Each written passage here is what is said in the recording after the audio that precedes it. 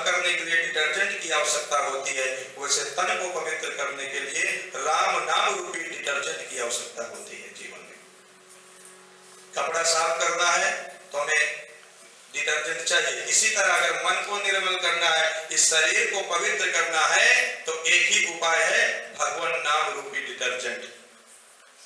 तो आइए थोड़ा 2 मिनट भगवान नाम संकीर्तन कर लें, उसके बाद समय अनुसार भगवान श्री राम की कथा। हरे राम राम राम हरे हरे, हरे कृष्ण कृष्ण कृष्ण हरे हरे, हरे राम राम राम हरे हरे, हरे कृष्ण कृष्ण कृष्ण हरे हरे, हरे राम राम हरे हरे, हरे कृष्ण कृष्ण कृष्ण हरे हरे, हरे राम हरे कृष्ण कृष्ण कृष्ण हरे हरे, हरे राम राम राम हरे हरे, हरे कृष्ण कृष्ण कृष्ण हरे हरे, हरे राम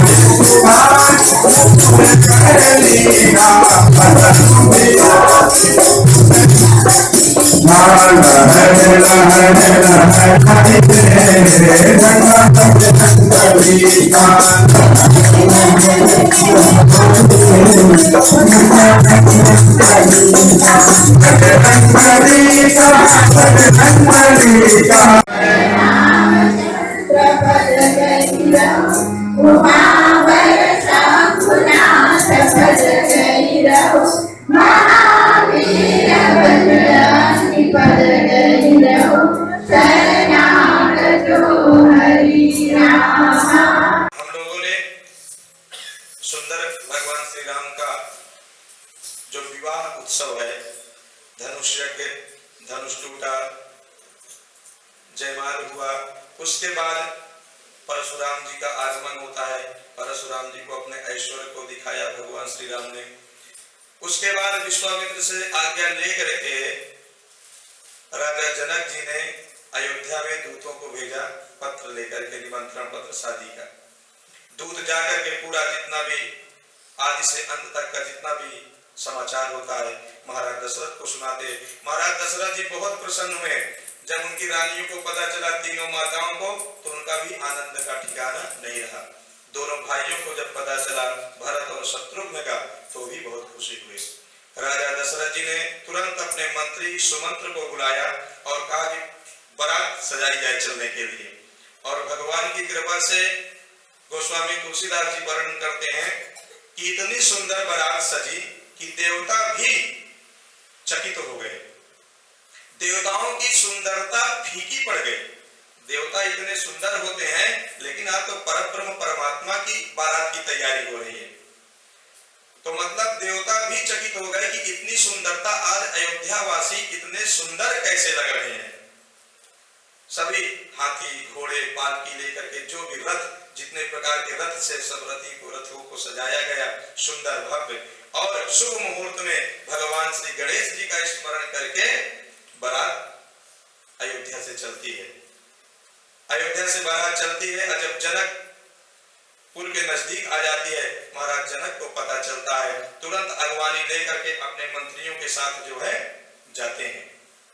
महाराज दशरथ जी का स्वागत करते हैं, सत्कार करते हैं, सभी बारातियों को ठहरने का स्थान देते हैं और राम लक्ष्मण भी गुरु विश्वामित्र के साथ जाकर के अपने पिता को प्रणाम करते हैं। इतने दिनों बाद राम को देख करके महाराज दशरथ जी के आंखों में अश्रु आ गए। तुरंत अपने पुत्र को गले से लगाया और एक तरफ से दुख भी था पुत्र वियोग का, एक तरफ से सुख भी है कि चलिए मैंने भेज दिया तो आज इतनी सुंदर बहू हमें मिलने जा रही है, भगवान का विवाह होने वाला है। क्योंकि जनक भी एक वेदांती है, विदेह राज उनको बोला जाता है। मतलब किसी भी परिस्थिति में चाहे सुख हो चाहे दुख हो, कभी भी वो डिगते नहीं है, अपने सत्य पे हमेशा अटल रहते हैं। अष्टावक्र जैसे संत से उन्होंने शास्त्रार्थ किया। अष्टावक्र का आप लोगों ने नाम सुना होगा, अष्टावक्र गीता भी उपलब्ध है। अष्टावक्र 8 जगह से टेढ़े थे, कुरूप थे, लेकिन राजा जनक ने उनसे भी शास्त्रार्थ किया। बाद में भले पराजित हुए। अष्टावक्र तो अष्टावक्र थे, भगवान के साक्षात एक तरफ से कृपा प्राप्त संत थे। तो जो अष्टावक्र जैसे महान संत से शास्त्रार्थ वेदांत पे कर सकते हैं। व्यास जी ने सुखदेव जी को भागवत पढ़ाया, लेकिन कहेगा तुम्हें वेदांत की शिक्षा लेना है तो तुम्हें जनकपुर जाना पड़ेगा, वो भी राजा जनक से वेदांत की शिक्षा ग्रहण करना पड़ेगा। क्योंकि जनक के समान उस समय कोई वेदांती नहीं था। कितने धुरंधर वेदांती थे, ब्रह्म को जानने वाले, ब्रह्म का साक्षात्कार करने वाले। जनक जी उस समय अद्वितीय विद्वान थे। जनक जी कहते हैं कि आज संसार में ना मेरे समान कोई सौभाग्यशाली नहीं है। एक चक्रवर्ती नरेश, देखिए समधि, आज 2 समधि का मिलन, मतलब एक तरफ से ना गंगा और यमुना का संगम हो रहा है। दोनों की समधि का मतलब क्या होता है? सम माने बराबर, धी मतलब बुद्धि, दोनों की बुद्धि हमेशा बराबर रहे, दोनों एक दूसरे का सत्कार करें, सम्मान करें। वशिष्ठ जी आगे आते हैं, वशिष्ठ जी का भी सत्कार समारोह किया, उनके चरणों में प्रणाम किया जनक जी ने। उसके बाद गोस्वामी तुलसीदास जी कहते हैं कि भगवान श्री राम और सीता जी का विवाह संस्कार संपन्न हुआ। उसी समय वशिष्ठ जी के मन में विचार आया कि सीता जी का विवाह तो संस्कार हो गया, लेकिन राजा जनक के भाइयों की और पुत्रियां छोटी 3, तो 3 हमारे पास भी जब छोटे बटुक हैं, तो अगर उनकी भी शादी कर दी जाती तो और अच्छा होता। जनक जी को भी बात बहुत अच्छी लगी, इससे अच्छे वर मुझे संसार में कहां मिलेंगे।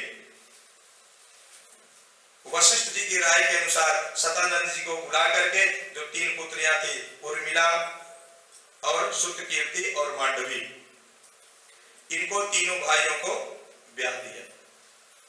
उसके बाद कहते हैं कि सुंदर एक ही मंडप में चारों भाइयों का एक साथ विवाह हुआ और सभी लोगों ने भावरे लिया, धर्म अर्थ काम मोक्ष कि हम हमेशा धर्म के रास्ते पे चलेंगे। जब सभी भावरे पूरी हो गई तो कुल देवता की पूजा की गई। गोस्वामी तुलसीदास जी कहते हैं, चारों दंपति, चारों पुत्र अपने पत्नियों के सहित राजा दशरथ जी के लिए पास आए और अपने वृद्ध पिता के चरणों में प्रणाम किया। जैसे दशरथ जी ने 4 को देखा और साथ में बहुओं को देखा, सबको सुंदर आशीर्वाद प्रदान किया। आगे वर्णन करते ना कि उसके बाद जब विवाह हो गया ना, तो बारातियों को भोजन की व्यवस्था थी। बारातियों की भोजन की व्यवस्था होती है, तो सभी को ना बढ़िया सुंदर नीचे बिछाए गए बैठने के लिए चटाई, जिसको हम एक तरफ से बोल सकते हैं। सुंदर चटाइयां थी जिनमें मड़ियां लगी हुई थी और नीचे पत्तल रख करके, थाली रख करके सबको भोजन कराया गया। देखिए कितनी सुंदर व्यवस्था थी। पुराना जो हमारा सनातन धर्म है, आज हम लोगों ने ना उसको एक तरफ से चेंज कर दिया। आज हमारी परंपरा हो गई खड़े खड़े खाने की, बफे सिस्टम हो गया। बफे सिस्टम जानते हैं कहां से निकला है? बफेलो जानते हो ना? आगे मैं नहीं बताऊंगा बफेलो मीन्स क्या होता है, आप लोग स्वयं समझदार हैं। बफेलो का अपभ्रंश है बफे शब्द।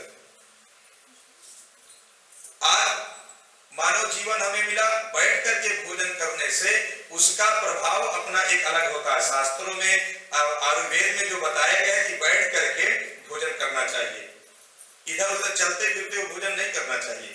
अनेक प्रकार के रोग उत्पन्न होते, बीमारियां उत्पन्न होती हैं। सुंदर सबको बैठाया गया, उसी में राजा दशरथ जी बैठे हुए, चारों भाई भी बैठे हुए, जितने बाराती, गुरु विश्वामित्र भी बैठे हुए, वशिष्ठ जी भी बैठे हुए, और सब लोग जमीन पे बैठ करके नीचे भोजन करते हैं। राजा जनक के जितने सेवक थे, परोसने वाले व्यंजन, अनेकों प्रकार के व्यंजन बने हुए, इतने व्यंजन बने थे कि कोई वर्णन ही नहीं कर सकता है। दशरथ जी सभी लोग बैठे हैं और भोजन करने लगे। भोजन करने लगे ना, तो बारात में ना गाड़ी की प्रथा थी पुराने जमाने में। अब धीरे धीरे ना ये प्रेम सब समाप्त हो गया। तो जब बाराती बैठते तो जो लड़की पक्ष वाले होते थे, सखियां सहेलियां औरतें, वो वर पक्ष के लोगों को गालियां दिया करती थी, गाली बढ़िया सुंदर सुंदर सुनाया करती थी। तो इतना प्रेम में मग्न हुए गोस्वामी तुलसीदास जी कहते हैं कि राम को रूप निहारत ही सब भूल गई सुधि गावन वारी, अब भूल गई अवधेश को नामो और देने लगे मिथिलेश को गाली। मतलब राम के रूप में बारातियों को देख करके जो मिथिलानी की सखियां थी भूल गई, बावरी हो गई।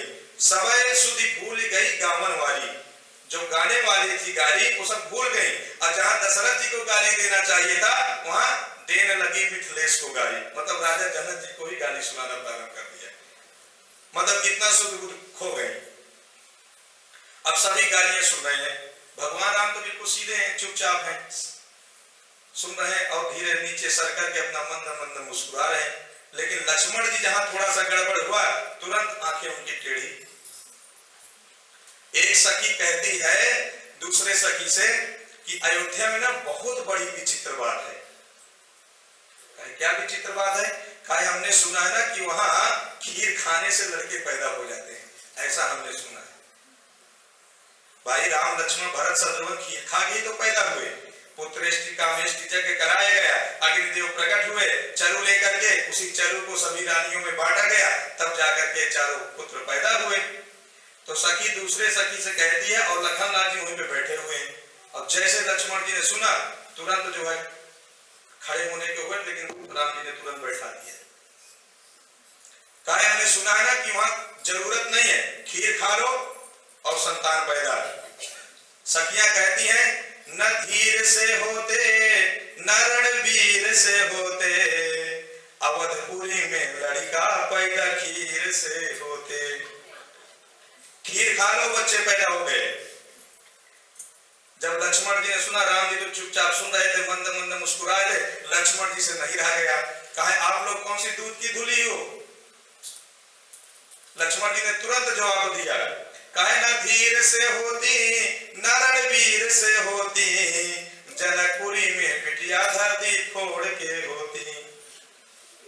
भाई सीता जी हमारी ना, किशोरी जी धरती से प्रकट हुई हैं। जब अकाल पड़ा, पानी नहीं बरसा, तब ऋषियों ने, विद्वानों ने राजा जनक जी से कहा कि आप सोने का हल लेकर के खेत में जुताई करें तो इंद्र देवता प्रसन्न होंगे और आपके राज्य में बारिश होगी।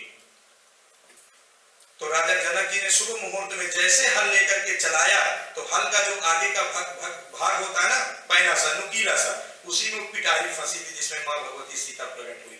जब उस पिटारी को खोला गया तो एक सुंदर तेजोमय कन्या वहां पे प्रकट हुई उस पिटारी के अंदर से। इसलिए जो है ना, सीता जी भूमि से निकली है। तो लक्ष्मण जी ने कहा कि यहाँ भी तो ऐसी प्रथा है, हमारे यहाँ खीर खा के पैदा हो जाते हैं, यहाँ तो धरती से अपने आप उत्पन्न हो जाती है।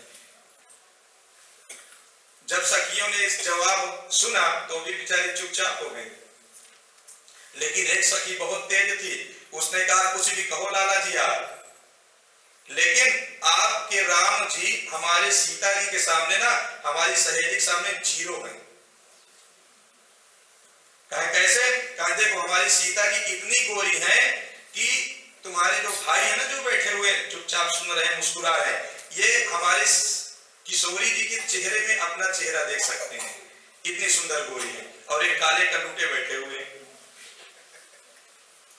सखियों ने कहा सब भांति मनोहर पियसिया का, लगता नाजों से पाला है। हम सब कुछ मानते हैं। लक्ष्मण जी से कहा कि आपको लाल प्यार बहुत सुंदर मिला, भगवान श्री राम को भी मिला जो बैठे हुए हैं दूल्हे राजा। सब भांति मनोहर पियसिया का, लगता नाजों से पाला है, लेकिन कुछ कसर अगर तो बस इतनी। अगर इनके अंदर कोई कसर है ना, तो लक्ष्मण जी ने कहा बताओ कौन सी कसर है, हम भी तो सुने। तो सहेली कहती, सखिया कहती है, कुछ कसर अगर तो बस इतनी, दुल्हा थोड़ा सा काला है। ये जो राम जी है ना, राम जी सामने सलोने हैं, थोड़ा सा कमी है, थोड़ा काले हैं। इस तरह हंसी मजाक चलता रहा, ज्योनार हो गया। सुबह हुआ, ब्रह्म मुहूर्त में सभी लोगों ने स्नान किया। उसके बाद दशरथ जी ने विदा मांगना चाहा राजा जनक जी से कि हमें आप विदा करें, लेकिन राजा जनक ने प्रेम बस उनको रोक लिया। अब आप समझ लीजिए, पुराणों में, अन्य रामायणों में वर्णन आता है ना कि 6 महीने जनकपुर में बारात रही। अब आप समझ लीजिए 6 महीने अध्यात्म रामायण, योग वासिष्ठ वगैरह रामायण में वर्णन आता है कि इतना प्रेम था कि आज कोई भी कोई रोक लेता। आज जनक जी तो कल सदानंद जी, कल उनके भाई, कल उनकी पत्नी, कल उनके बेटे, कल उनके बच्चे, कोई भी कोई जाता और प्रणाम करता, एक दिन और रुक जाइए। ऐसे करते करते 6 महीने व्यतीत हो गए। 6 महीने बारात जनकपुर में रुकी रही। जब इतने दिन हो गए तो एक दिन राजा दशरथ जी ने कहा कि अब हमें चलना चाहिए, बहुत दिन हो गए, अयोध्या में भी कोई नहीं है। जब इतना कहा कि वहां की भी जो राज्य व्यवस्था है ना, वो धीरे धीरे गड़बड़ हो जाएगी, हम सब यहीं बैठे, मेरे चारों पुत्र ही हैं, मैं स्वयं यहाँ हूँ, मेरे गुरुजी सभी लोग यहाँ, मंत्री भी यही हैं, सब बारात में आए हुए हैं, तो अब हमें चलना चाहिए। मैं आपके पितृ हृदय को समझता हूँ। राजा दशरथ जी ने कहा मैं जानता हूँ आप अपनी बेटी से बहुत प्रेम करते हैं, पर क्या किसी की पुत्री आजीवन घर में रहती है? जनक जी ने कहा कि आपका जो कथन है बिल्कुल सत्य है, मैं कल विदा कर दूंगा। फिर कह दिया आज नहीं, कल विदा कर दूंगा। कल वो घड़ी आई, विदाई की तैयारियां प्रारंभ हो गई। जो भी था, राजा जनक जी ने अपनी पुत्रियों को भेंट स्वरूप में बहुत कुछ प्रदान किया। आज एक वेदांत को जानने वाला बैठ करके रो रहा है। जो कभी भी सुख दुख का जो वेदांती होते हैं ना, वो सुख दुख का अनुभव नहीं करते। हर परिस्थिति में उनको तो ना सर्वम ब्रह्ममयम जगत, पूरा संसार पूरी सृष्टि भगवान की ना ब्रह्ममय दिखती है। वो प्रत्येक में भगवान का दर्शन करते हैं जो वेदांती लोग होते हैं। आज प्रत्येक में ब्रह्म का दर्शन करने वाला आज स्वयं बैठ करके रो रहे हैं, लेकिन जब चलते ना तो पैर लड़खड़ा जाते हैं। जब पुत्रियों को विदा करते हुए सुनैना जी, उनकी जो माता थी, उनके नेत्रों में आंखों में आंसू आ गए। चारों पुत्रियों को बैठाती हैं और आशीर्वाद दे करके स्त्री धर्म की सीख देते हैं कि देखिए कितना सुंदर यहाँ पे कहती है। आज ये प्रथा हम भूल गए हैं। आज जब लड़की विदा होने लगती है तो सीख देते हैं कि बेटी चिंता मत करना, अगर कुछ कहे कोई डांटे फटकारे ना, तुरंत फोन घुमा देना, तुरंत गाड़ी निकाले, 2-4-10 लोगों को और साथ में लिया, आप पहुंच गए आक्रमण करने के लिए। आज सही बताऊं, ये मेरा अपना अनुभव है, ज्यादा उम्र तो मेरी नहीं है, लेकिन अगर घर तोड़ने में सबसे ज्यादा हाथ है तो 50% माता पिता का इस समय कलयुग में, और 50% मोबाइल का। तुरंत पति पत्नी में हर जगह झगड़ा होता है।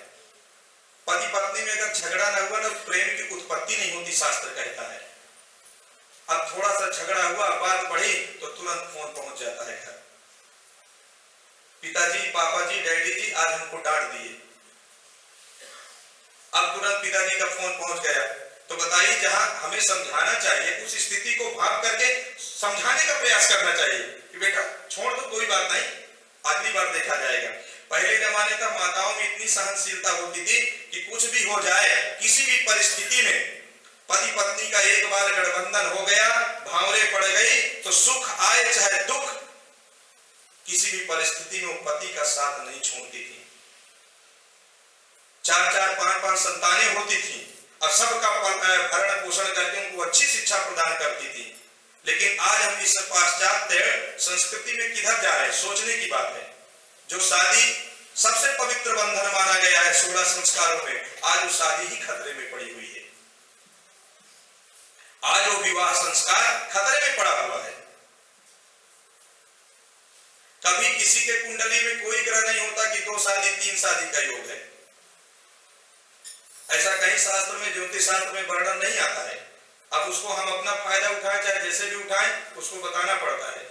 लेकिन कहीं भी नहीं है। हमारा सनातन धर्म इतना मजबूत है, इतना मजबूत है कि किसी की भी हिम्मत नहीं है इसको तोड़ सके, लेकिन हम लोग तोड़ना उसको प्रारंभ कर दिए। ये हमारी गलती है। हम अगर अपने धर्म को समझेंगे नहीं, आज अपने धर्म का परित्याग करके लोग दूसरे धर्म में चले जाते हैं। अरे हमारा हिंदू धर्म, हमारा सनातन धर्म कितना श्रेष्ठ है कि दुनिया का कोई दूसरा धर्म ही नहीं है। भगवान ने गीता में कहा, भूल गया श्लोक में, मतलब कहने का भाव है कि जो अपने धर्म में सुख है, पर धर्मो भयावह, स्वधर्मे निधनम श्रेया, पर धर्मो भयावह। भगवान गीता में कहते हैं, भगवान की वाणी है कि हे अर्जुन, अपना जो ये धर्म है ना, इसी में सुख है। अपर धर्मो भयावह, जो दूसरा धर्म है उसमें दुख और डर के आगे कुछ नहीं है। तो इतना हमारा सनातन धर्म मजबूत है, लेकिन आज हम उस धर्म को ना तिलांजलि दे दिया, उसको छोड़ दिया। अधर्मो रक्षति रक्षिता, वेद कहता है कि अगर आप धर्म की रक्षा करेंगे तो धर्म आपकी रक्षा करेगा 100%, लेकिन अगर आप धर्म की रक्षा नहीं करेंगे तो धर्म भी आपकी किसी भी परिस्थिति में रक्षा नहीं कर सकता। इस सत्य को बचाने के लिए, धर्म को रास्ते पे चलने के लिए बड़े बड़े संत, बड़े बड़े महात्मा, बड़े बड़े राजाओं ने अपने सर का बलिदान तक दे दिया। उन्होंने कहा हम अपना धर्म नहीं छोड़ेंगे, सत्य को नहीं छोड़ेंगे, भले हमारा सर कट जाए। लेकिन आज हमने इन सत्य को बिल्कुल सही बोलना, तो उसकी बात ही छोड़ दीजिए कि हम सत्य बोल रहे हैं कि झूठ बोल रहे हैं, इसकी तो आप गणना ही मत करिए। कलिकाल में, कलयुग में सब कुछ पूरा चेंज हो गया, परिवर्तित हो गया। पहले था लड़ाई झगड़ा होता था तो टेलीफोन नहीं था, तो मान लीजिए लड़ाई झगड़ा हुआ, माताएं पढ़ी लिखी थी तो चिट्ठी लिखती, डाक के द्वारा जाता तो 10 दिन हो जाता है। और 10 दिन बाद जब पहुंचता, मान लो पिता के घर से कोई आता, बेटी कैसी हो, ठीक हूं पिताजी, क्या कुछ हुआ था क्या, नहीं कुछ नहीं, सब ठीक हो गया। मतलब 10 दिन में चिट्ठी पहुंचते पहुंचते गया, 1-2 दिन में गुस्सा शांत हो सुलझ गए। अब तो मोबाइल है, तुरंत फोन किया, 2 मिनट नहीं हुआ कि खड़े हो गए दरवाजे पे। अब बताइए, वहां आप भी गर्म हुए, दूसरी पार्टी भी गर्म हुई, तो क्या उससे मामला तो बढ़ेगा ही, घटेगा तो मैं तो नहीं देखता कि घटेगा। अगर आप वहां गुस्सा करेंगे तो अगला व्यक्ति भी गुस्सा करेगा। तो जहां बात और बननी चाहिए वहां और बिगड़ जाती है। तो सुनैना कहती है कि बेटी जहां तू जा रही है वो कुल इतना ऊंचा है, इतना पवित्र है, उस कुल के गौरव में कभी आंच मत आने देना। देखिए कितनी सुंदर सीख दे रही है। माँ का कर्तव्य होता है, माँ चाहे तो अपने पुत्री हो या पुत्र हो, उसको चाहे भक्त बना दे, चाहे जितनी ऊंचाई तक ले जाए। माता प्रथमो गुरु,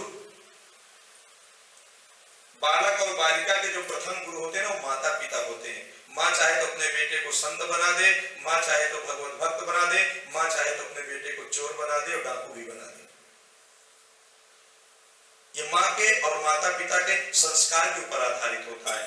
सुनैना कहती बेटी जिस कुल में तू जा रही है वो कुल इतना ऊंचा है, इतना पवित्र है, उस कुल पे, उसके गौरव पे आंच नहीं आनी चाहिए। और हमेशा सास ससुर गुरु सेवा करो। कितना सुंदर बात है, अपने सास की सेवा करना, अपने ससुर की सेवा करना और अपने जो गुरुजन है उनकी सेवा करना। और पति रुख लखी आयसु अनुसरहु, पति के रुख को देख करके, मतलब वो बोले ना उसके पहले ही तुम समझ जाना और हमेशा उनकी आज्ञा का पालन करना। कितनी सुंदर सीख मां सुनैना ने भगवती सीता को प्रदान कर रही है, चारों पुत्रियों को बैठा करके। आज ये सीख एक तरफ से ना गायब हो चुकी है। अब तो 2 घंटे में शादी हुआ और 15-20 मिनट बाद विदाई हो गई। 24 घंटे में 2.5 घंटे 3 घंटे में शादी फिनिश और विदाई सब कुछ हो जाता है। पहले बारात जाती, शाम को जाती, रात्रि में विवाह का बहुत ही सुंदर है। दिन में विवाह ना, एक तरफ से बताऊं, शास्त्र दिन के विवाह का निषेध करता है। दिन के विवाह में कहीं भी वर्णन नहीं आया कि दिन में दिवा लग्न कोई है। दिवा लग्न कब तक आती है? ब्रह्म मुहूर्त में जो 6 बजे लग्न आती है वो 8 बजे तक जाएगी, 8:30 या 9 बजे तक। मॉर्निंग का जो प्रथम पहर है वहां तक की विवाह की लग्न का आती है ज्योतिष शास्त्र में और पुराणों में। और उसके बाद दिवा लग्न 12 बजे, 1 बजे, 2 बजे, कोई दुनिया का कोई भी पंडित, कोई भी विद्वान अगर दिखाए तो कहीं भी लग्न है ही नहीं। उसके बाद आती है गोधूली लग्न। गोधूली लग्न ना कोई लग्न मिले तो गोधूली लग्न में शादी हमें करना चाहिए। और गोधूली लग्न का जो समय होता है हर जगह सूर्यास्त और सूर्योदय का अंतर होता है। तो गोधूली लग्न सूर्यास्त में लिया जाता है, सूर्य अस्त से 45 मिनट पहले और सूर्य अस्त के 45 मिनट बाद तक, मतलब 90 मिनट गोधूली लग्न होता है। उसमें कोई लग्न ना मिले तो आप उसमें शादी कर लीजिए, जितने भी दोष है ना सब नष्ट हो जाएंगे। अब आप चाहे 12 बजे दिन में शादी करिए, चाहे 1 बजे, कोई लग्न नहीं रहती है, क्योंकि लग्न 12 होती हैं। 12 में 7 या 8 लग्न प्रशस्त होती हैं जो सभी रात में आती हैं। दिन में 9 बजे के बाद 4, अब सूर्यास्त आप देख लीजिए, मान लीजिए 6 बजे सूर्यास्त होता है 6 o'clock, तो 45 मिनट पहले देख लीजिए और अस्त होने के बाद 45 मिनट आगे ले लीजिए, वो गोधूली लग्न है। तो सुंदर सीख दिया। आज हमने सबकी ना परिभाषा ही चेंज कर दिया। अपने सुख सुविधा के लिए हमने अलग अलग से कई प्रकार के ना एक तरफ से फंडा अपना लिया।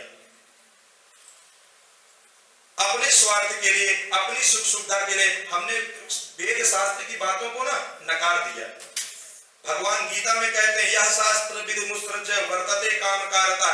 हे अर्जुन, जो शास्त्र विधि से, शास्त्र रीति से काम करता है वही उसका किया गया कर्म पूर्ण फल को प्राप्त होता है, और अशास्त्रीय विधि से मनमाने ढंग से अपने तरफ से जो काम करता है कभी भी न याति पराम गति, कभी भी वो ना व्यक्ति किसी का कल्याण कर सकता है और न उसके द्वारा किसी का कल्याण हो सकता है।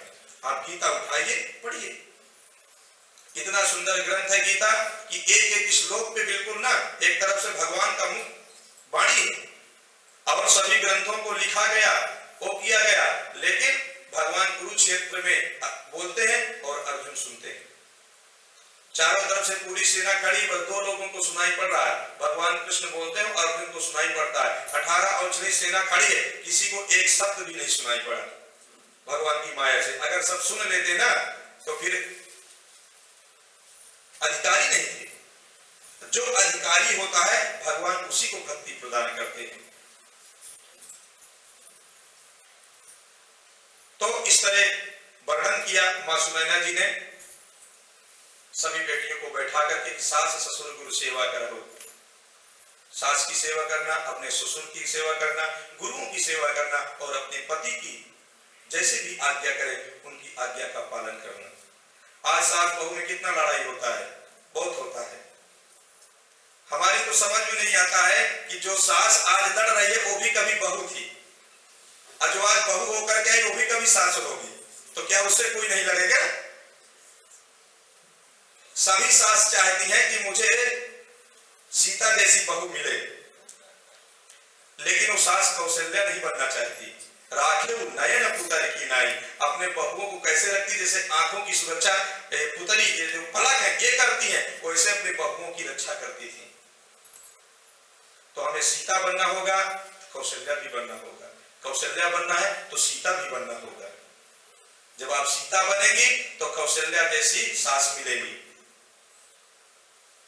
सुंदर शिक्षा प्रदान किया, सभी विदाई की तैयारी हो गई, सभी की आंखें बिल्कुल अश्रु से पूरित हैं। गोस्वामी जी वर्णन करते हैं कि सुतकीर्ति, मांडवी, उर्मिला और सीता जी ने जनक जी के चरणों का स्पर्श किया। जनक जी पुत्रियों को हृदय से गले से लगाते हैं। तो तुलसीदास जी वर्णन करते हैं कि मिटी महामर्यादा ज्ञान की। जनक जी की जितनी ज्ञान की मर्यादा थी सब टूट करके बिखर गई। विदेहराज देह की शुद्ध बुद्ध भूल गए। देखिए जब पुत्री की विदाई का समय होता है ना, तो कितना भी पिता कठोर हो उसके भी आंखों में आंसू आ जाते है ही ऐसा चित्रण वहां पे। विदेहराज जी रोते हैं, चारों पुत्रियां विदा हुई, सब लोग रथ में बैठ करके, पालकी में बैठ करके शब को विदा किया। चलते चलते सीता जी से राजा जनक जी ने कहा कि बेटी मैं तुम्हें दहेज में कुछ नहीं देता, दहेज में मैंने जो अपने संस्कार दिए वो मैं तुम्हें समर्पित करता हूँ, वो मैं तुम्हें देता हूँ। मेरे दिए हुए संस्कारों पे कभी आंच मत आने देना। सभी पुत्रियां पालकी में बैठती हैं, बारात विदा हुई। तुलसीदास जी वर्णन करते हैं कि एक दिन के बाद बारात अयोध्या पहुंचती है, और जैसे पता चला कि बारात आने वाली, सभी रानियों ने तुरंत सुंदर सुंदर थाल सजाया, आरती सजाया और द्वार पे खड़ी हो गई। बारात पहुंचती है, सभी बहुओं का कौशल्या, सुमित्रा और कैकेयी स्वागत करती हैं, आरती उतारती हैं और आरती उतार करके अंदर महल में लाती हैं। जब महल में लाती हैं, दशरथ जी कहते हैं कि ये तुम्हारी बेटियां हैं, इनको अपनी बेटी के समान ही इनका पालन पोषण करना है। दशरथ जी ने कहा, और सभी को बहुओं को ला करके बैठाती है। भगवान श्री राम और चारों भाई अपने अपने कक्ष में जाते हैं, विश्राम करते हैं। उसके बाद गोस्वामी तुलसीदास जी वर्णन करते हैं ना कि अवध में चारों तरफ आनंद ही आनंद छाया हुआ है। जब ते राम ब्याही घर आए, नित नव मंगल मोद बधाए। दिन रात 24 घंटे कहीं न कहीं उत्सव जो है प्रारंभ है भगवान के विवाह का, नित नव उत्सव चल रहा है। तो हमें भी ऐसा ही करना चाहिए। देखिए भगवान का उत्सव ना हमें धूमधाम से मनाना चाहिए, भगवान को कभी नहीं भूलना चाहिए। जो व्यक्ति भगवान को भूल जाता है तभी जीवन में उसके दुख पनपने लगता है। अगर हम भगवान को आहर्निश से याद रखें, काम करते चलो, नाम जपते चलो। आप रसोई बना रहे हैं, भोजन बना रहे हैं, कोई भी काम कर रहे हैं, मन में अंदर स्मरण करते रहिए। मैं नहीं कहता हूं कि आप जोर जोर से चिल्ला चिल्ला करके गाइए।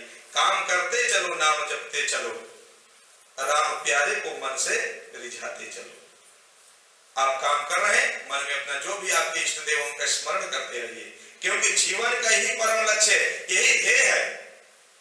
गोस्वामी तुलसीदास जी वर्णन करते हैं बालकांड के अंत में कि जब एक जीव गर्भ में आता है तो भगवान से प्रार्थना करता है। कितना सुंदर वर्णन किया एक दोहे में कि ये जीव जब आता है ना तो भगवान से प्रार्थना करता है, हे प्रभु मुझे यहां से निकालो।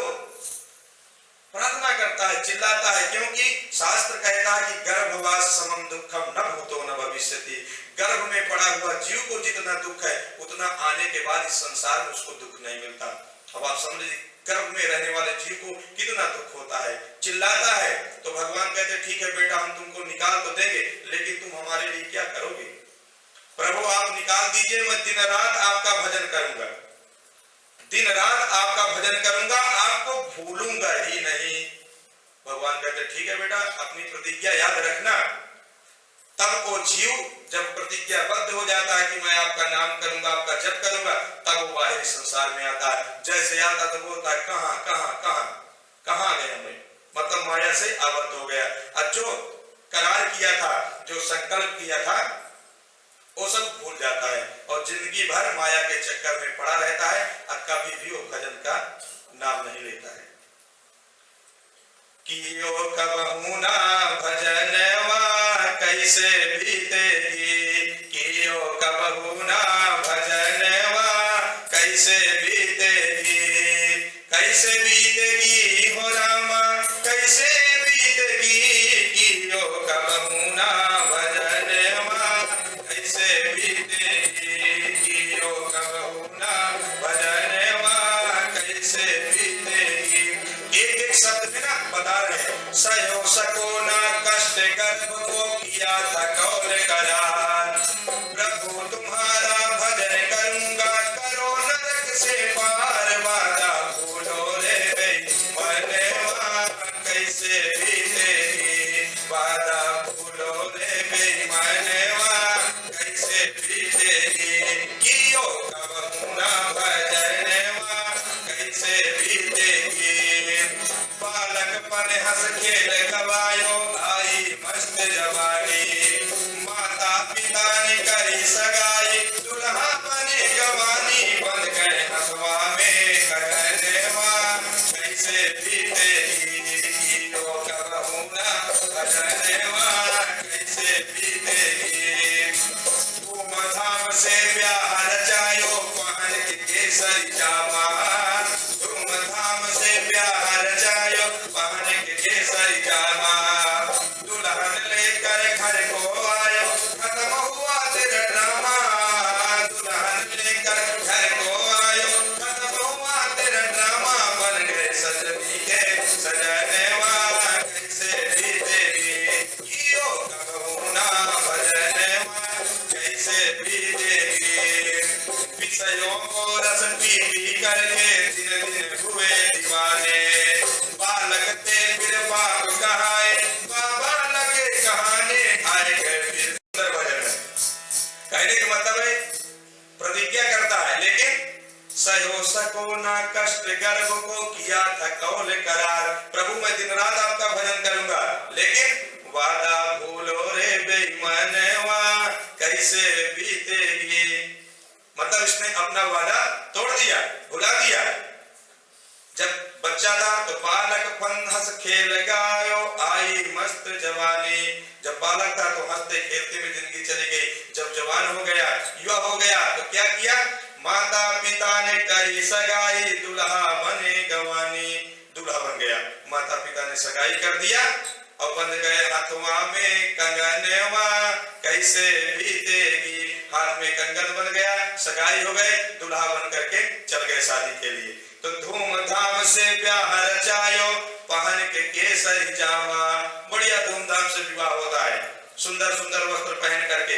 आगे लिखते हैं कि दुल्हन लेकर घर को आयो खत्म हुआ तेरा ड्रामा, जैसे पत्नी को लेकर के आया तो जितनी उसकी नौटंकी सब बंद, ड्रामा वहीं पे क्लोज।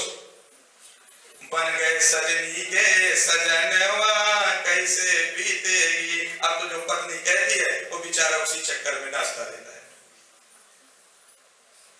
बालक थे फिर बाप कहाए बाबा लगे कहाने, पहले बालक थे विवाह हुआ फिर बच्चे हो गए तो पिताजी कहाने लगे, कुछ दिन बाद दादा बन गए, अब फिर से आए गए चौथेपन हुआ कैसे बीतेगी। पुनः जब चौथेपन चालू हो गया तो कुछ नहीं तो फिर क्या होते कि कमर कमान दांत सब टूटे नजर गए नजराने, खाट बिछा कर द्वार पे पड़ गए बहुए मारे ताने, कब मरे ना बुढ़नवा कैसे बीतेगी।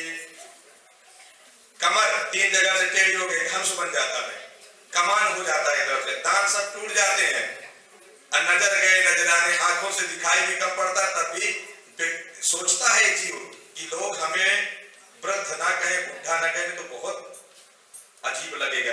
तो क्या करता, बाल पक जाते हैं तो बालों में डाई करा लेता है, दांत टूट गए, निकल गए, ये सब घंटी है हमारे जीवन की कि अब भी सुधर जाओ, अब भी सुधरने का समय है, मेरी शरण में आ जाओ, नहीं तो कोई तुम्हारी रक्षा नहीं कर सकता है। बालों में डाई कर लिया, आंखों से दिखाई कम पड़ता है तो चश्मे लगवा लिया, दूसरी आंख हो गई, और दांत सब निकल गए तो आजकल नए दांत आते हैं, लगा लेते हैं, पता ही नहीं चलता कि इनके दांत गए कि नहीं गए।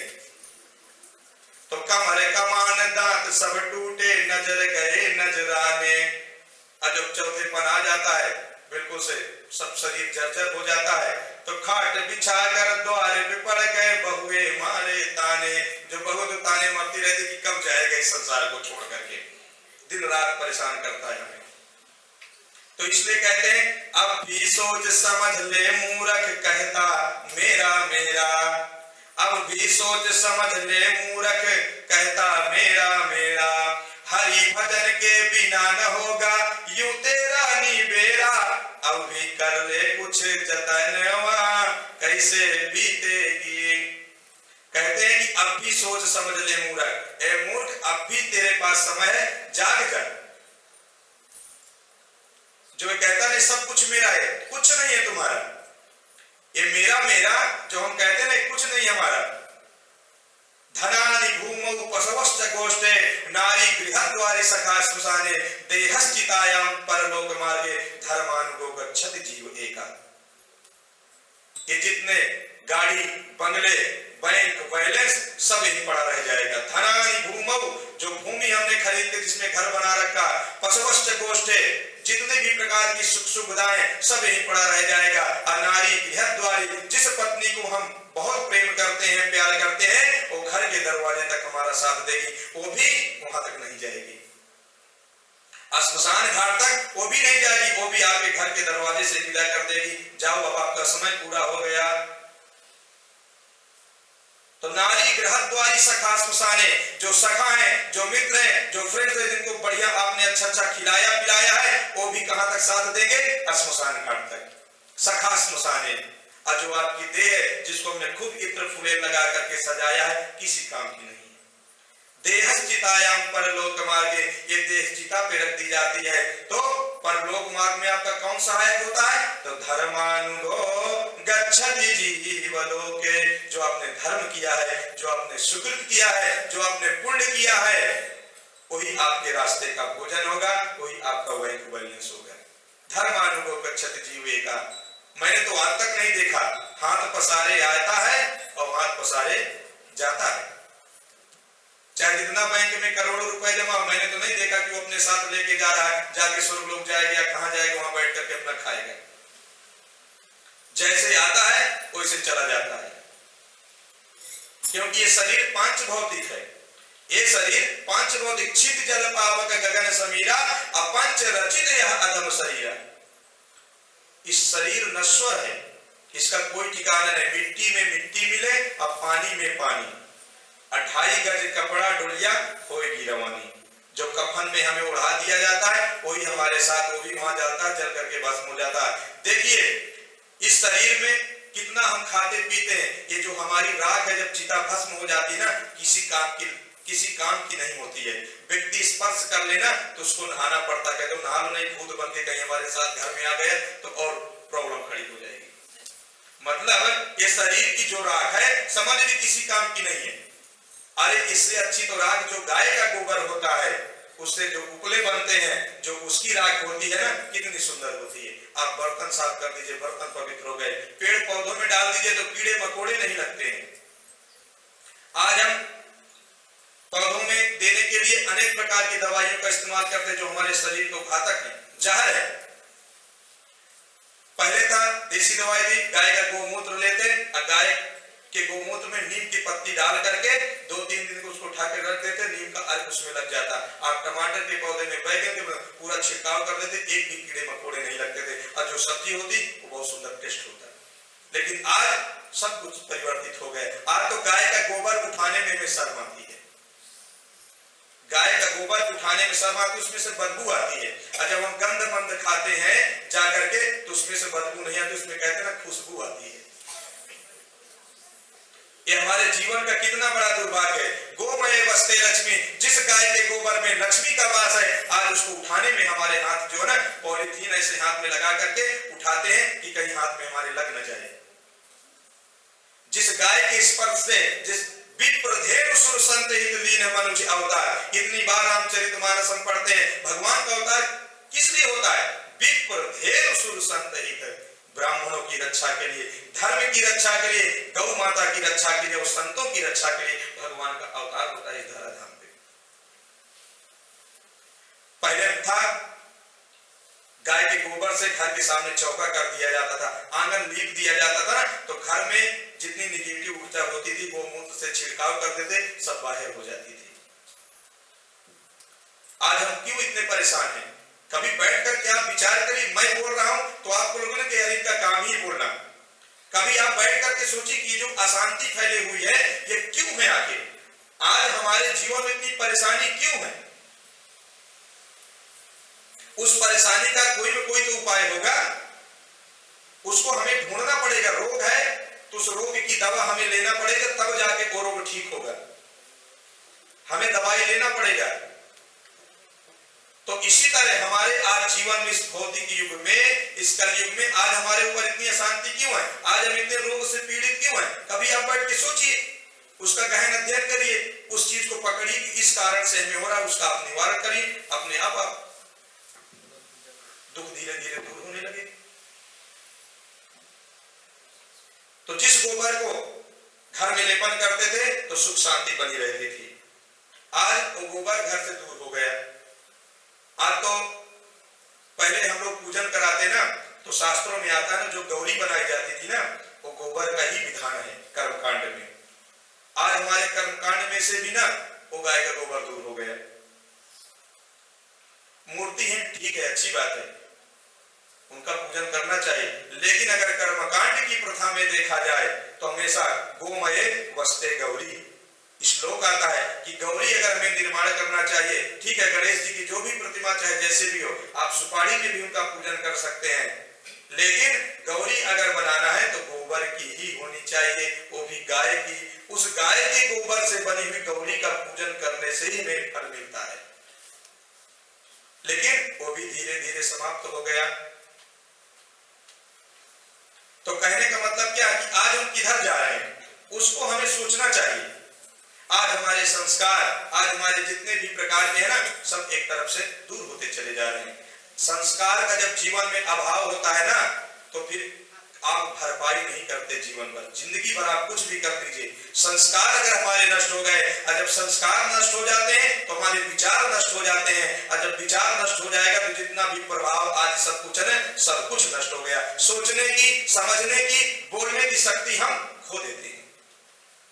हमारे शरीर को जो ऊर्जा प्रदान करता है ना, वो संस्कार ही है। संस्कार इसीलिए बनाए गए हैं, इसीलिए बताए गए हैं, वो संस्कारों का अपना एक अलग अलग महत्व है।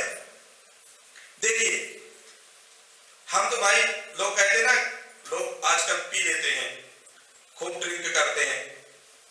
हमसे कोई पूछता आप भी पीते हैं, हम तो कहते हैं हम भी पीते हैं, लेकिन हम क्या पीते हैं? हम तो भगवान के नाम रूपी सत्संग का रस पीते हैं। कहते ना, लोग पीते हैं पी पी के गिरते, हम भी पीते हैं गिरते नहीं हैं। लोग पी लेते हैं ना, तो सड़क में चलेंगे तो लगता है कि उनको चार चार रास्ता दिखाई पड़ता है। कोई गाड़ी आ रही है ना, तो बिल्कुल लगता है ना कि जादू का कमाल है, 3 गाड़ियां एक साथ आ रही हैं। तो लोग पीते हैं पी पी के गिरते, लेकिन हम भी पीते हैं गिरते नहीं हैं। लोग पी लेते हैं ना तो गिरते हुए चलते हैं, हम भी पीते हैं लेकिन हम गिरते नहीं, क्योंकि हम तो पीते हैं सत्संग का प्याला, ये अंगूरी मदिरा नहीं है। हम तो भगवान के नाम रूपी अमृत का रस पान करते हैं, और ये रस ऐसा है, ये नशा ऐसा है कि जिसके जीवन में एक बार चढ़ गया वो कभी उतरता नहीं है। गुरु नानक जी कहते हैं कि भांग धतूरा छोतड़ा उतर जाए पर भार, लेकिन नाम कुमारी नानका चढ़ी रहे दिन रात।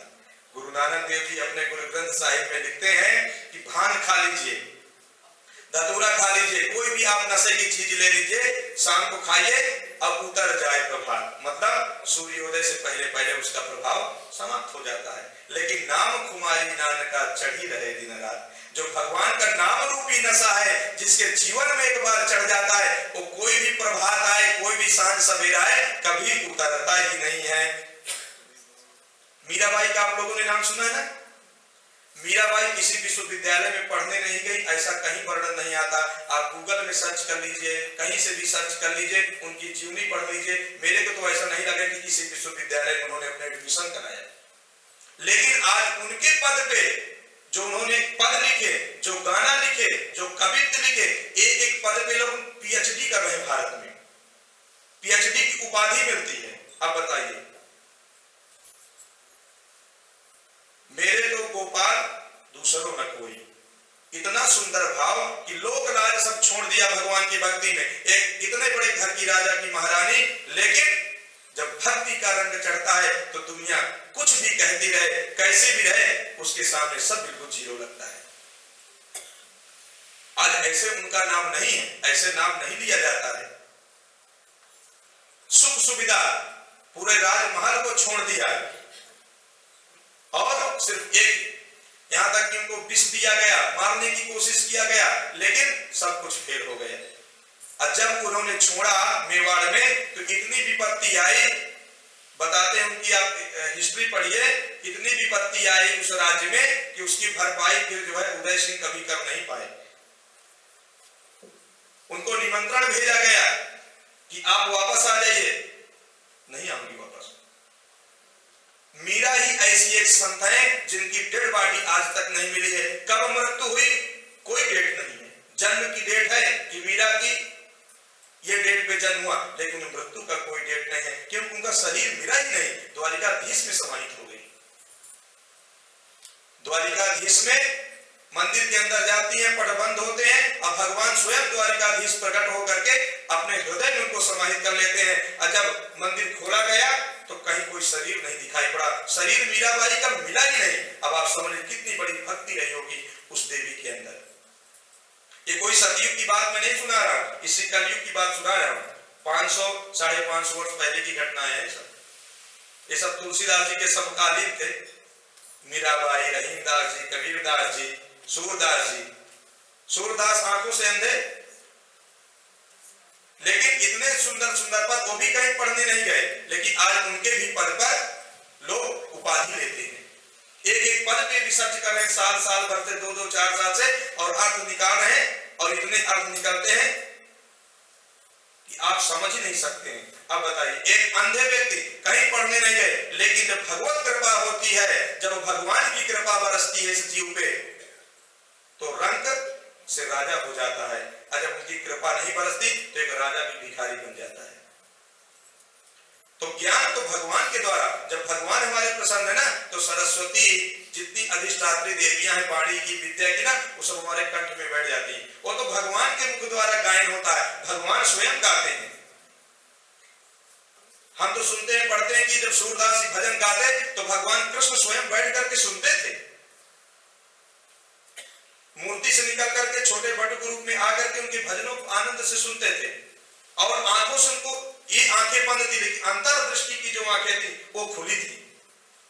बांके बिहारी मंदिर में एक वर्णन आता है कि जो गोस्वामी थे, पुजारी थे ना, उन्होंने सोचा कि ये इतना सुंदर भजन गाते कि भगवान ने आज कौन सा श्रृंगार किया है, लगता है इनको पहले कोई बता देता कि भगवान ने आज ये वस्त्र पहन रखा है, इस तरह का माला धारण कर रखा है, तब जाकर तुरंत बना करके गा देते हैं।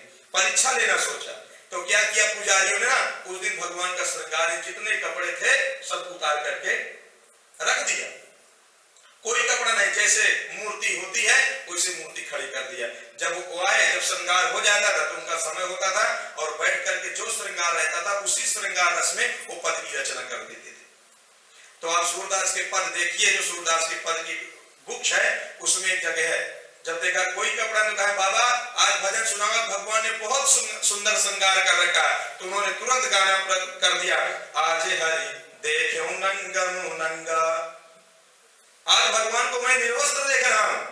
जैसे इतना शब्द सुना, वो जो गोस्वामी थे, पुजारी थे, चरणों में गिर पड़े।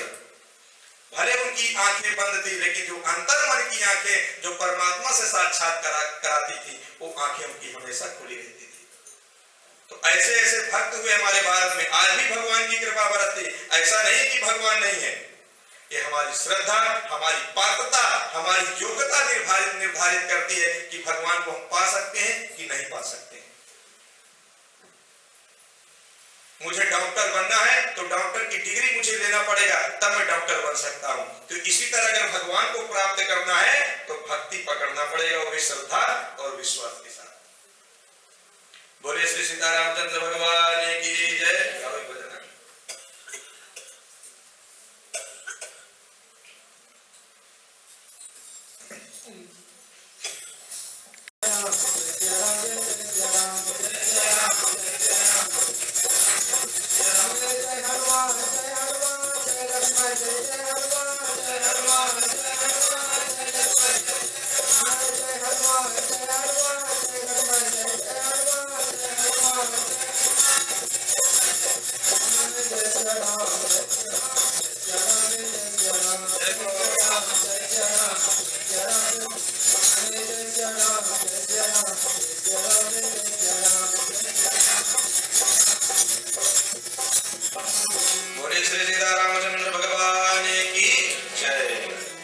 इसके बाद गोस्वामी तुलसीदास जी वर्णन करते हैं कि एक दिन की बात है, महाराज दशरथ जी राजसभा में जाने के लिए अपने कपड़े पहन रहे थे। कपड़े पहनने के बाद जब उन्होंने मुकुट लगाया, जब मुकुट लगाते लगाते दर्पण में देखा तो श्रवण समीप भय सिद्ध केसा मनम जरठपन अस उपदेशा। देखा तो कान के पास में उनके बाल कुछ पक गए थे, सफेद हो गए थे। तो जैसे बालों को सफेद होते हुए देखा, तुरंत मन में विचार आया, अब तो मेरा चौथपन चालू हो गया, अब तो ये राजगद्दी ना अपने बड़े पुत्र राम को सौंप देना चाहिए और बैठ करके भगवान का भजन करना चाहिए। अपनी मुक्ति का, अपने मोक्ष का उपाय मुझे ढूंढना चाहिए। उसके बाद तुरंत राज्यसभा में जाते हैं और राज्यसभा में जाने के बाद तुरंत मंत्रियों के साथ गहन मंत्रणा होती है।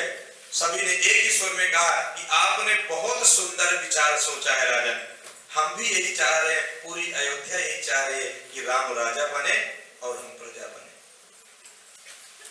सबकी राय लेकर के तुरंत वहां से तुरंत रथ में बैठे दशरथ जी। वर्णन चलता है कि तुरंत गुरुदेव वशिष्ठ जी के पास गए। गुरुदेव वशिष्ठ जी को जब ये बताया तो गुरुदेव वशिष्ठ जी बहुत प्रसन्न हुए कि राजन आज तुमने अपनी जिंदगी का ना सबसे सुंदर विचार सोचा है, सबसे सर्वश्रेष्ठ क्षण है आपका। हम भी चाहते हैं कि राम राजा बने और पूरा नियम वो करके कि नहीं तो कहें कि कब करें, कोई मुहूर्त आज, कहें इसके लिए किसी मुहूर्त की आवश्यकता नहीं। आपने जल्दी निर्णय लिया है तो जितना जल्दी हो सके ना राम को राजा बना दो। ये क्योंकि आपका जो निर्णय है ना पूरे विश्व का कल्याण करेगा, पूरे विश्व का प्रेरणादायक बनेगा। कब राम राज्यारोहण कल ही आप कर दीजिए। आज आपके पास रात भर का समय, जितनी आप सामग्री जुटाना चाहते हैं। कहते हैं वेग विलंब न करिए नृप साजिए सबुई समाज असुदिन सुमंगल तमहि जब राम होई जुगराज। वशिष्ठ जी कहते हैं कि जिस दिन राम राजा बनेंगे ना वो सब दिन सुदिन सुमंगल अपने आप हो जाएगा, आप उसकी चिंता मत करिए। परब्रह्म परमात्मा का राज्याभिषेक होने वाला है, उसके लिए मुहूर्त की आवश्यकता नहीं होती है। ईश्वर को समर्पित करने के लिए, पूजा करने के लिए जब भी आपके मन में विचार आए कि मुझे आज बैठ करके हनुमान चालीसा का पाठ करना है, भगवान का पूजन करना, तो मुहूर्त नहीं देखना। बस मन में आया तो सुबह से शीघ्र तुरंत बैठ जाना चाहिए भगवान का नाम लेने के लिए। पता नहीं 2 घंटे बाद लेते हैं मुहूर्त है, पता चले 2 घंटे बाद हम रहते या नहीं रहते, कोई ठिकाना, विश्वास का कोई ठिकाना नहीं है। ये तो ऊपर वाले के हाथ में है, कब वो रस्सी खींच ले और हम गिर पड़े। तो जितनी देर मन में विचार आए कि हमें भगवान का भजन करना है, सब कुछ छोड़ करके तुरंत बैठ जाना चाहिए। सुदिन सुमंगल तवहि जब राम होई जुगराज। वही सुदिन, वही सुमंगल है, वही दिन अच्छा है। दशरथ जी ने कहा महाराज आज दिन रात में सारी तैयारियां हो जाएंगी, कल प्रातः काल ही हम राम को राज्य तिलक दे दें। वशिष्ठ जी ने कहा ठीक है, कल प्रातः काल ही तैयारी करते हैं, तुरंत जो है सुबह मुहूर्त में श्री राम को राज्याभिषेक करवाते हैं। अब वशिष्ठ जी के चरणों में वंदन करके प्रणाम करके राजा दशरथ अयोध्या वापस आ गए और तुरंत पूरे अयोध्या में खबर पहुंचा दिया कि कल प्रातः कालीन श्री राम का राज्याभिषेक होगा। जब राम राज्याभिषेक की बात भगवान श्री राम पे पहुंची तो भगवान ने कहा ये तो बहुत बड़ा गलत होने वाला है। विमल वंश यह अनुचित एको, अब बंधु बिहाई बड़े अभिषेक। गोस्वामी जी लिखते हैं, भगवान कहते हैं कि ठीक है, सत्ता प्राप्ति का विचार अच्छा है, राजा नहीं होगा तो प्रजा कैसे सुखी रहेगी, प्रजा का देख रेख कौन करेगा, राजा होना आवश्यक है। लेकिन ये निर्णय अच्छा नहीं, ये परंपरा अनुचित है कि बंधु बिहाई, मेरे 3 भाई रह जाएं और मुझे गद्दी मिल जाए। देखिए भगवान का प्रेम देखिए अपने भाइयों के प्रति। आज हमारा प्रेम भाई भाई के प्रति गायब हो चुका है। एक भाई दूसरे भाई को सोचता है कि इसकी संपत्ति को कब जब्त कर लूं, कब इसको बर्बाद कर दूं। दिन रात लड़ाई चढ़ती रहती। लेकिन एक देखिए बड़े भाई का कर्तव्य, राजा बनने की कोई दूसरा सोचे कि मुझे राजा बनाएगा ना तो खुशी में पागल हो जाएगा, नाचने लगेगा। लेकिन भगवान राम कहते हैं कि अनुचित परंपरा है कि बंधु बिहाई बड़े अभिषेक हो, मेरे 3 भाई रह जाएं और एक बड़े का राज्याभिषेक कर दी जाए, ये बात ठीक नहीं है। राम जी के कितने सुंदर विचार हैं। भले मैं ज्येष्ठ हूं, बड़ा हूं, हमारी परंपरा है हमारे कुल की कि बड़े को ही अभिषेक होगा, बड़ा ही राजगद्दी पे बैठेगा। भगवान श्री राम के पास वशिष्ठ जी आते हैं और पूरा नियम बताते हैं कि कल आपको भोजन नहीं करना है, फलाहार करना है और आज रात में जमीन पे शयन करना है, कल आपका राज्याभिषेक होगा। इतना बता करके चले जाते हैं। भगवान श्री राम ने सब कुछ सुन लिया। मन में सोचते देखिए भरत और शत्रुघ्न ननिहाल में है, राम राज्याभिषेक में बाधा क्यों आई? संतों का मत है कि भरत जैसा संत बाहर बैठा हुआ है और यहाँ राम का राज्याभिषेक होने जा रहा है, ऐसा हो सकता है? नहीं हो सकता। संत की कृपा नहीं मिल रही है, संत बाहर गया हुआ है तो कैसे राम का राज्याभिषेक होगा? आज अवध की प्रजा ना खुशी से नाच रही है, कल हमारे जो है राजा राम का राज्याभिषेक होगा। तुलसीदास जी लिखते हैं कि जैसे देवताओं को एक खबर चली कि राम का राज्याभिषेक होने लगा तो सभी परेशान हो गए। सभी देवता एकत्र हुए, मीटिंग बुलाई गई कि क्या करें, अगर राम राजा बन गए तो अयोध्या में रह जाएंगे तो रावण आदि राक्षसों का वध कौन करेगा जो दिन रात हमें सताते हैं। सबको बुलाया, सबको बैठाया। लास्ट में सरस्वती को कहा गया कि देवी आप वाणी की अधिष्ठात्री हैं, विद्या की अधिष्ठात्री, ऐसा कोई चमत्कार करिए आज रात भर में कि कल राम का राज्याभिषेक न हो। सरस्वती जी को एक कार्य सौंपा गया। देखिए देवताओं में कितना स्वार्थ होता है, सबके प्रति स्वार्थ होता है। स्वार्थ लाग करहि सब प्रीति। अगर स्वार्थ ना हो एक दूसरे से ना तो लोग प्रेम ना करें। रामचरितमानस की चौपाई है, सुर नर मुनि सब की यह रीति, अस्वार्थ लाग करहि सब प्रीति। चाहे सुर हो, चाहे मुनि हो, चाहे मनुष्य हो, सबका किसी न किसी व्यक्ति के साथ स्वार्थ जुड़ा हुआ है। अगर स्वार्थ ना रहे ना तो प्रेम समाप्त हो जाए। सरस्वती को एक भाग सौंपा गया। गोस्वामी तुलसीदास जी कहते हैं तो सरस्वती ने सोचा कि अयोध्या में किसको मैं पकड़ूं, क्योंकि अवध में रहने वाला व्यक्ति इतना पवित्र है कि मैं उनकी बुद्धि को कलुषित नहीं कर सकती। मेरे अंदर इतनी क्षमता नहीं है, इतनी पावर नहीं कि अयोध्या के जो नौकर हैं, राज परिवार में रहते उनकी तो बात छोड़िए, यहाँ तक कि नौकर के अंदर भी सरस्वती नहीं जाकर के उनकी बुद्धि को कलुषित कर सकती है। क्योंकि जिसके हृदय में राम बैठा है वहां पे बुद्धि कलुषित हो ही नहीं सकती है। तो क्या किया, ढूंढने लगी कि कौन ऐसा व्यक्ति जो अयोध्या का बाहर से आया हुआ है। तो देखा तुरंत मंथरा पे नजर गई, क्योंकि मंथरा दहेज में कैकेयी के साथ आई थी, अयोध्या की नहीं है, वो तो कैकेयी देश की थी, कैकेयी की सखी थी, कैकेयी की देखभाल करती थी, तो कैकेयी के साथ आई थी। मंथरा अर्थात रामचरितमानस की एक भयंकर पात्र आप समझ लीजिए। रामायण में मंथरा जितनी खतरनाक है, गोस्वामी तुलसीदास कहते हैं उतना रावण भी खतरनाक नहीं है। रावण का वध हुआ सब लोग जानते हैं, लेकिन आज तक किसी ने पता किया, कहीं आपको मिला कि मंथरा का किसी ने मारा, मंथरा की डेथ हुआ, मंथरा का वध हुआ? हमें तो आज तक नहीं मिला। कभी किसी को पता चले बताइए, कभी ढूंढिए मिल जाए, नहीं मिलेगा। क्योंकि मंथरा मतलब ही होता है लोभ। मंथरा मतलब लोभ, और लोभ कभी हमारे जीवन से खत्म होता ही नहीं है, चाहे जितना हम कहें। लोभ कभी हमारे जीवन उनसे नहीं जाता। तो मंथरा का कहीं वर्णन ही नहीं आता कि मंथरा की मृत्यु का संकेत मिला। आज भी जीवित है और हम लोगों के साथ बैठी हुई है। जो लोभ है ना, वही मंथरा है।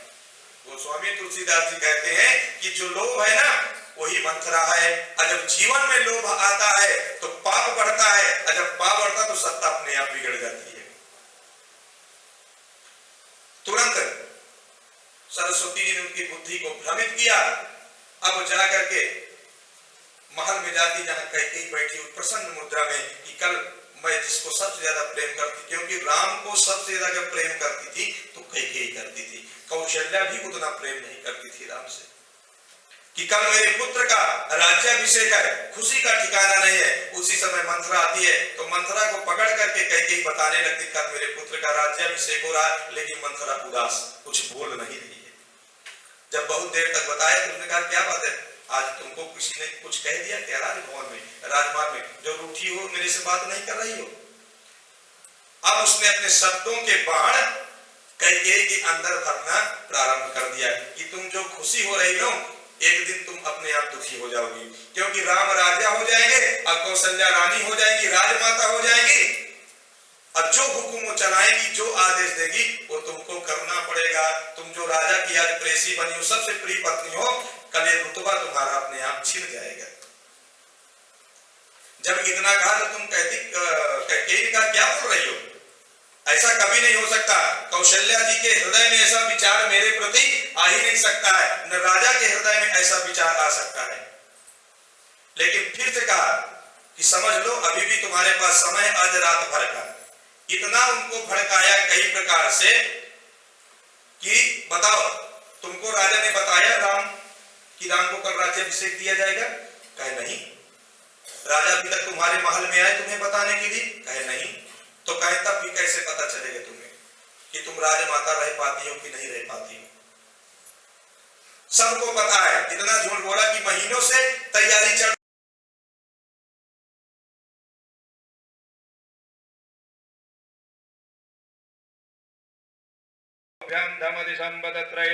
भूमि जनयन्ते वैकः सेवन्तिका